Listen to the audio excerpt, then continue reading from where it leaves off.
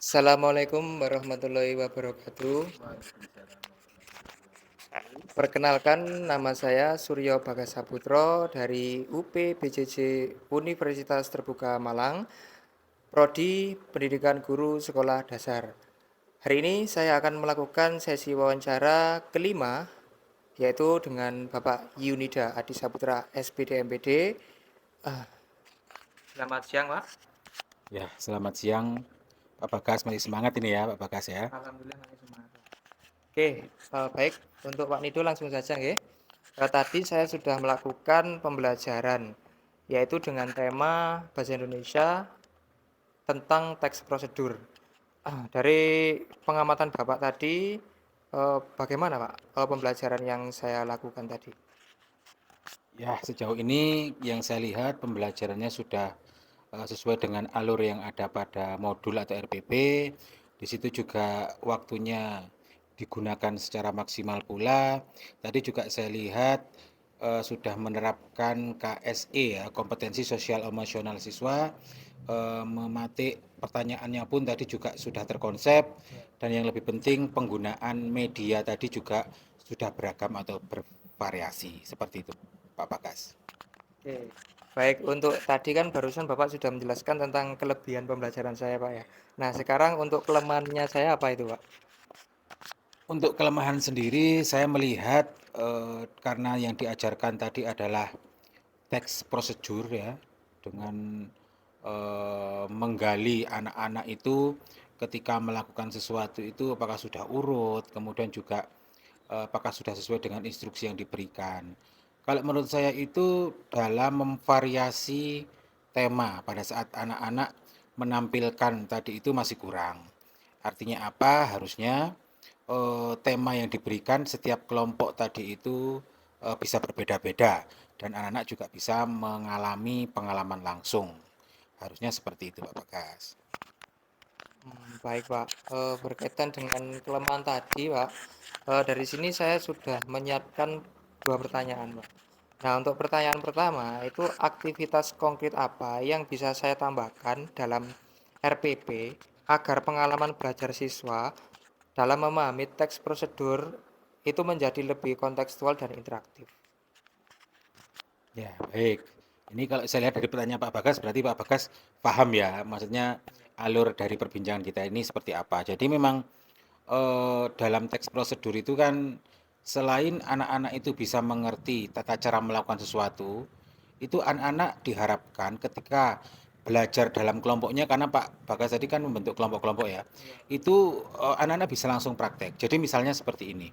Di kelompok satu, Pak Bagas bisa saja memberikan instruksi untuk langkah-langkah, katakanlah misalnya membuat mie goreng, seperti itu ya.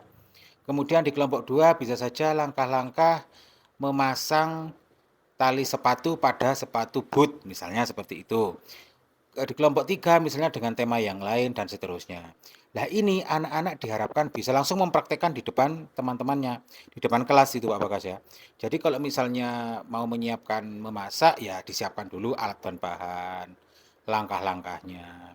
Kemudian dari situ anak-anak di akhir sesi pembelajaran merangkum apa yang sudah mereka praktekkan di depan kelas.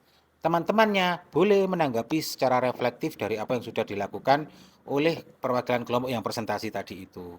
Kalau dengan teknik seperti itu kan anak langsung mengalami secara langsung gitu ya.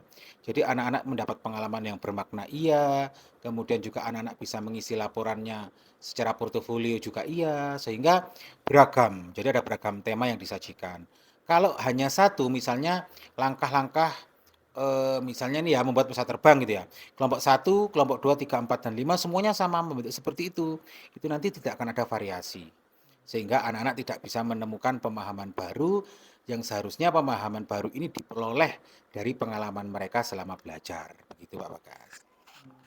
Baik, jadi eh, yang saya lakukan tadi tidak cukup variatif, Pak ya, Ya karena betul, tidak cukup kontekstual. iya, karena kalau yang dimaksud Pak Nido, jadi dalam setiap kelompok itu kita harus menyajikan eh, Secara langsung iya prakteknya. berbeda-beda seperti itu. Berbeda. Baik. Untuk yang kedua, Pak, agar pengalaman belajar siswa lebih variatif pada materi teks prosedur ini, itu apakah Bapak memiliki rekomendasi model pembelajaran atau contoh praktik baik yang pernah diterapkan di kelas lain? Nah, ya Pak Bagas, kebetulan memang pada saat teks prosedur saya pernah menerapkan yang namanya role playing. Jadi dengan model pembelajaran role playing ini, anak-anak itu memerankan langsung. Jadi anak-anak itu berakting seolah-olah misalnya ini sedang menjadi seorang chef. Ya. Jadi anak-anak kelompok satu menjadi seorang chef, ya bagaimana arahannya seorang chef menyiapkan makanan, langkah pertama, langkah keduanya apa, langkah ketiganya apa, langkah keempat, kemudian akhirnya apa. Nah itu bisa dipraktekkan seperti itu. Atau mungkin juga anak-anak bisa role playing bersama kelompok, misalnya sedang bercakap-cakapan untuk salah satunya adalah sebagai seorang penjual batagor misalnya. Ya anak-anak mempraktekkan secara sederhana di depan kelas. Atau mungkin anak-anak misalnya mempraktekkan langkah-langkah selain dari bidang makanan, misalnya membuat kerajinan gitu ya. Ya seolah-olah mereka kalau misalnya ada 5 kelompok, yang satu orang jadi wisatawan, satu kelompoknya satu orang, beberapa orang lainnya jadi seorang pengrajin, seolah mereka berwisata. Jadi ada percakapan dan ada pengalaman langsung yang mereka peroleh gitu Pak Bagas. Mereka langsung bertanya, "Lho Pak, ini langkahnya seperti apa?" Nah, nanti yang anak-anak bertugas role playing menjadi seorang penjual atau pengrajin itu bisa menjelaskan, "Ya Bu, jadi pertama kita siapkan ini, kedua ini, ketiga ini." "Oh, seperti itu Pak ya. Kemudian bahannya apa?" Nah, seperti itu. Jadi ada role playing, ada pengalaman langsung. Tapi ya ingat, harus ada batasan waktu juga. Karena apapun yang di role play-kan itu pasti ada naskah skenarionya terlebih dahulu. Naskah skenario dan naskah dari prosedur ini nanti bisa dijadikan rujukan laporannya anak-anak, yang mana nanti bisa menjadi tugas yang bisa dinilai oleh gurunya yang disebut dengan tugas portofolio. Seperti itu Pak. Jadi kedepannya bisa dipraktekkan Pak. Itu saya rasa anak-anak pasti akan amat sangat semangat. Apalagi kalau anak-anak juga dibekali dengan perlengkapan yang niat. Jadi kita instruksikan saja. Nanti yang kelompoknya chef, ya harus pakai baju chef, minimal pakai topi chef atau pakai apron seperti itu.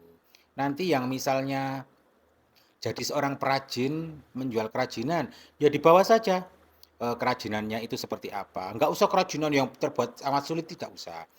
Jual saja seolah-olah menjual layangan, layang-layang itu ya. Karena kan sekarang sedang musim layang-layang itu ya. Iya. Jadi semakin kita mengintegrasikan pengalaman belajar itu dengan kondisi kontekstual atau kondisi realitas saat ini, itu akan semakin bermakna kepada anak-anak. Yang penting tidak jauh melenceng dari dunia pendidikan. Seperti itu Pak Bagas. Baik, luar biasa sekali ya tanggapan dari Pak Nido. Jujur Pak, kalau untuk pembelajaran menggunakan role playing itu saya baru dengar ya. Dan juga belum pernah menerapkan juga Pak. Mungkin saya kira kok agak ribet sekali ya. Tapi ini jadi tantangan untuk saya. Mungkin kedepannya bisa saya terapkan seperti itu Pak. Baik, terima kasih. Itu saja pertanyaan dari saya Pak Nido. Semoga ini bisa menjadi evaluasi untuk saya. Kurang lebihnya mohon maaf. Saya akhiri. Wassalamualaikum warahmatullahi wabarakatuh.